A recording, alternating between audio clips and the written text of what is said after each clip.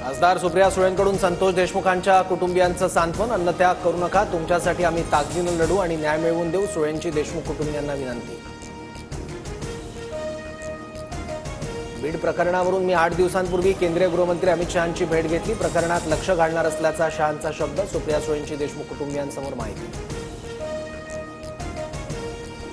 संतोष देशमुखांचे मारेकरी जामिनावर सुटल्यास मस्साजोगमधला एकही ग्रामस्थ दिसणार नाही। ग्रामस्थांकडून सुळेंसमोर भीती व्यक्त। प्रकरण फास्ट ट्रॅक अंतर्गत चालवून आरोपींना फाशी देण्याची मागणी। सरकार मूकबधीर झालंय, मस्साजोगकरांचा आवाज कुणी ऐकणार नाही। बीड हत्या प्रकरणात संजय राऊतांचा निशाणा। खासदार सुप्रिया सुळे परळीत घेतली महादेव मुंडेंच्या कुटुंबियांची भेट। महादेव मुंडेंच्या पत्नींना अश्रू अनावर। सुप्रिया सुळे ही भाऊ, कुटुंबियांना उपोषण न करण्याचं आवाहन।